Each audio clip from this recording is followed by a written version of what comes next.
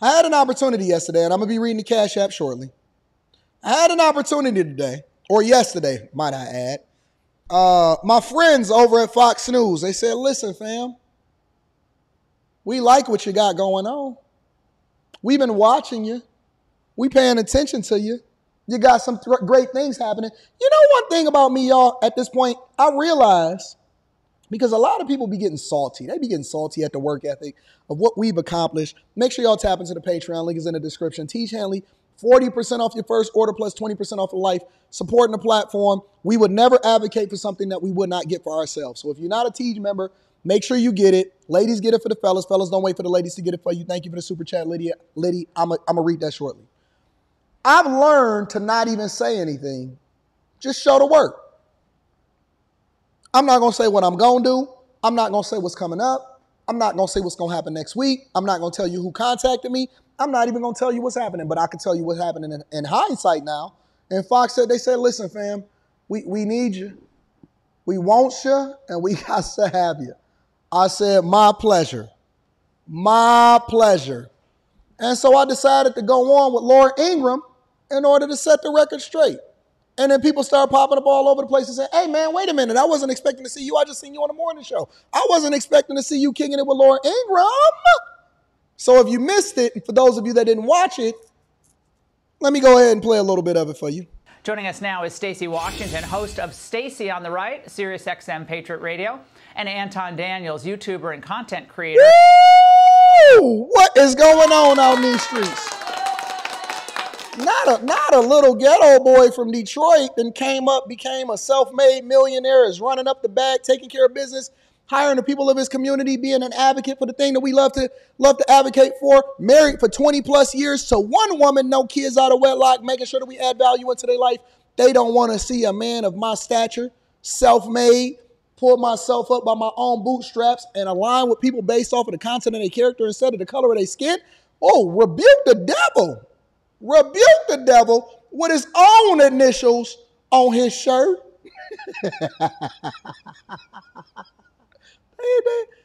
Hey, listen, the people that's racist, the people that exercise reverse racism, listen, they should have been advocating for me instead of advocating for Obama. Maybe one day I'm going to run for office. I'm the perfect candidate to do so. Might I add. Let me get into it. I don't want to distract y'all. I want to be able to play the video for y'all. Let's get to it.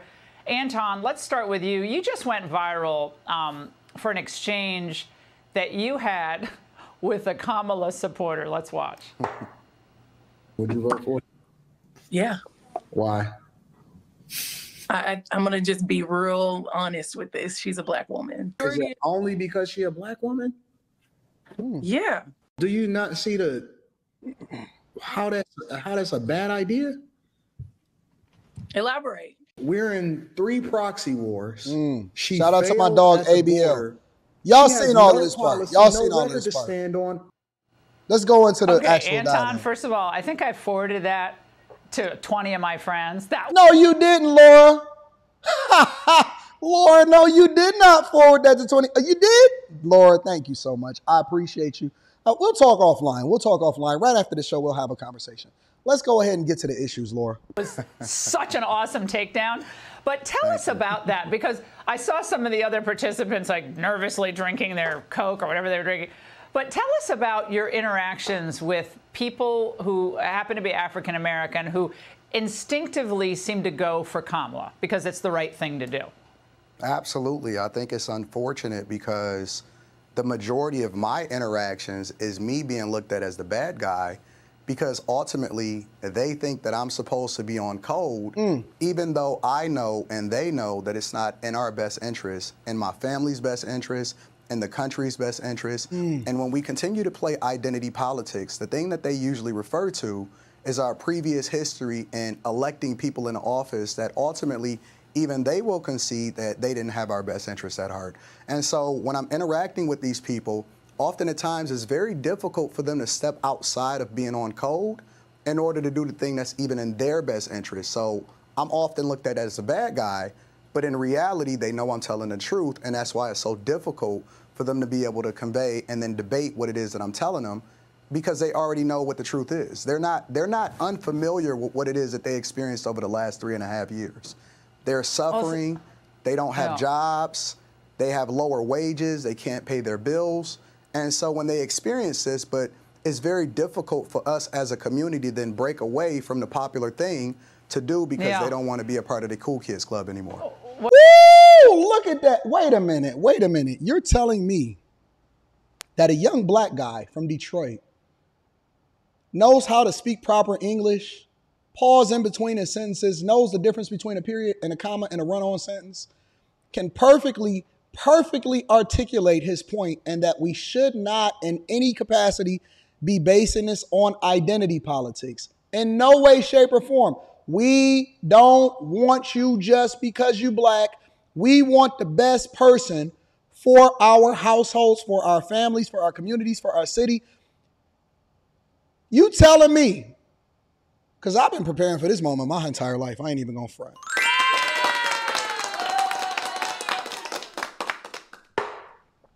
I've been preparing for this moment my entire life.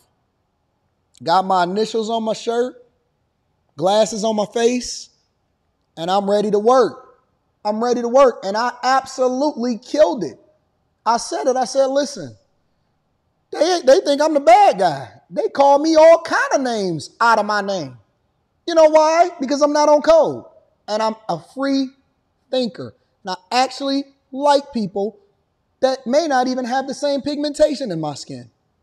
I like people that don't look like me. What? That's crazy. You would consider a candidate that's not black? Absolutely. You know why? Because they're not parading around Meg Thee Stallion in front of my face and they're actually telling me how I'll be able to afford a home. That's what you should be concerned about. Your school district, whether or not migrants is coming in here and taking over your jobs. Why did they leave the border open? Nobody's asking that question anymore. Why is she over in different countries advocating for the alphabet community and taking up the flag from Obama before her to do that? And she don't even like y'all. She not even pro-black. Y'all told me, and I'm not even a blackity black. Y'all told me that the criteria in order to be pro-black was that you had to also be married to a black person. My co-representation here, she showed up. I didn't even know how great she was until she started articulating herself. I said, we a duo. We a 1-2 duo on this show. Well, Stacey, I have to say that seems to sum it up. It's reflexive, and it takes a lot of courage. You know that. Of course, Anton knows that. I clerked for Justice Thomas. I mean, they're still beating him up all these years later. So it's a tough place to be, but it's factually the right place to be. So, Stacey, how do you handle this? And by the way, Kamala Harris behind in Georgia in the swing state poll average. Reading that super chat, I think by 4 points, 5 points, 6 points. So she's speaking in Atlanta. Lots of Kamala signs behind her. One white dude behind her. I see him. Stacey, thoughts on this?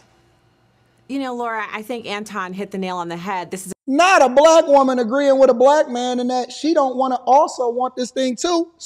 Stacey, you got the floor. About policy, and no one, I don't care who you are, if you're a white woman, a black woman, it doesn't matter what your skin is. What matters is, how do these policies impact you? How does the policy of open borders and giving jobs to foreigners instead of Americans impact your bottom line? How does the double-digit inflation, which stacks up month after month, is cumulative, impact your bottom line? Can you still save money? Can you take a vacation? Can you buy that home? Can you upgrade? Can you move out of an apartment into a house?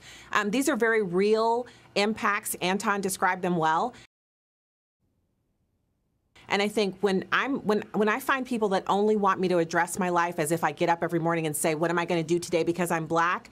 They don't understand me. I'm a human being. I'm a mom. I'm a wife. I'm just somebody's mom on the radio. I'm just somebody's mom on Laura Ingraham tonight for the first time. Thank you. But I'm sitting here listening to Anton. He makes sense. What? So wait a minute. We're both breaking a stereotype, but yet at the same time, we're advocating for being informed voters? You don't say. And what makes sense to me is what the policy is, you know? Well, okay, these are facts, okay? And into the image making of Kamala, even the New York Times today, and forgive me for not having the direct quote, but the New York Times today had to write a piece about Kamala's biographical transformation. And there was a piece about how her father, who's of Jamaican descent, he was a Marxist economist at Stanford, socialist Marxist economist at Stanford. He's still alive. Very controversial, but he's a tenured professor at Stanford University.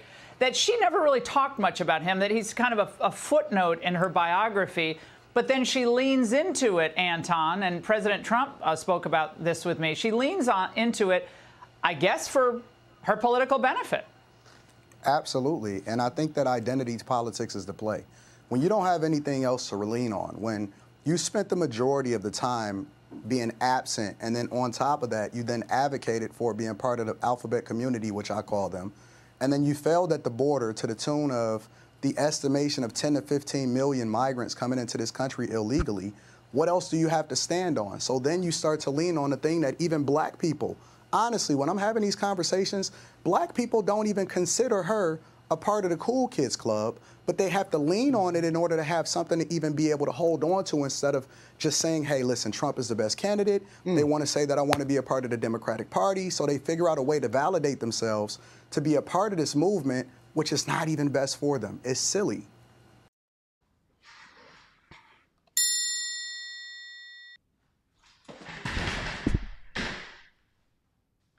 It's silly. I think it's silly. I just so happen to be one of the people that think it's silly. What about you? It's silly. It's 100% silly. What the heck is going on in these streets? Not today. Boy, I told you, don't give me the microphone. Don't give me the microphone because I got some rotisserie up in this joint. I got some rotisserie in this joint. Stacey, a friend of mine who went to Stacey, you law take school it. with me, You tell us, just messaged Stacey. me. We were told from the beginning that they couldn't argue the issues. And they know that Trump is better on the economy, better on defending our interests, better on the border, stopping illegal immigration. He won't drag I don't think anybody loved themselves more than me. Hey, hold on, wait. In the New Testament, it said, love thyself, and then love thy neighbor as thyself. I don't think nobody loved themselves more than me. So all they do is revert back to the childish games as we saw with the white dudes for Kamala. I mean, how pathetic is that? It's almost like it's I thought actually a conservative must have made that. I thought that whole Zoom was created by a conservative because it was so repulsive, but it was so funny. I think, and one of the people speaking, I think a lot of the mail-in ballots were hidden. But it's a very strange. They think that helps them. Yeah, they do. But I think, there are people in America whose incomes are such that these double-digit inflationary impacts don't really mean anything to them. They're insulated from the policy decisions they make in the ballot box. But for most Americans, that's not the case. And even if you are wealthy, if you care about your bottom line, if you're actually very frugal and you pay attention to your money, you don't want to see double-digit inflation. You don't want to see America sending $200 billion to Ukraine. You don't want to see boots on the ground, our own children spilling our blood and treasure abroad for something that we really have no interest in.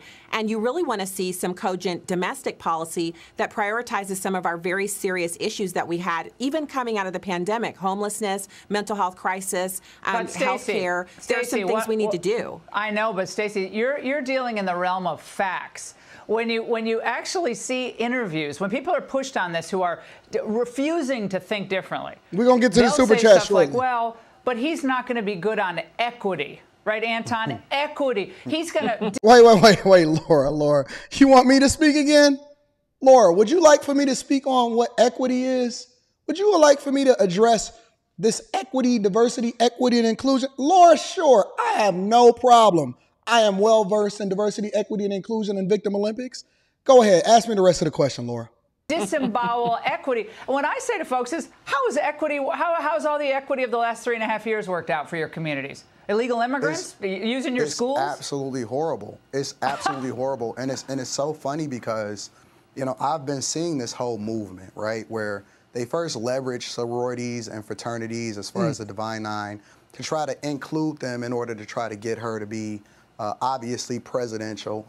I don't think that it's working because everybody that's in my community and the people that I speak with, especially black men, are even disappointed in white men, in that why would you then follow white women who are extreme feminists and then let them follow black women in order to try to be a part of this cool kids club? Oh my God. When you can't stand on policy and you can't stand on real things that's going to help everyday Americans, especially those that are in these Democratic hellholes that are Well, let me suffering tell the you. most. Jesus Christ. Listen, my elevator pitch is on 10, ain't it? Why would these snow hares follow these snow bunnies into these Democratic hellholes in order to try to be on code with women that left their families, and is telling you that you need to be on code with the sisterhood who can't even get themselves together? Oh, Jesus. Did my elevator pitch not hit in every capacity? Laura, I would love to get your take on what it is that I just said. We got Stacey and Anton, fantastic first appearances on the Ingram Angle. Love having you on, and I'm going to try to get the man bun guy on the show, okay? Shout out to Laura. Let me give a round of applause for Fox News for recognizing talent when they see it. Let me give a round of applause to the people over there at Fox. I appreciate you. Thank you. I'm looking forward to working with you in the future. I'll see you guys very, very, very soon. If I do say so myself. If I do say so myself. And everything I said was absolute facts. Everything I said was absolute facts. 100%. If y'all enjoying this show, make sure you guys hit a like for the algorithm, subscribe to the channel and turn your notifications, and make sure you send this to your friends and family. We also do Stock Club. We also do meetups. We also do all of that. If you want to be a part of a group of people that's going in the direction that you're going in, and not as just going in victim Olympics or doing it based off of identity politics. We love everybody. Make sure y'all tap into the Patreon. Link is in the description as well as pinned to the top of the chat.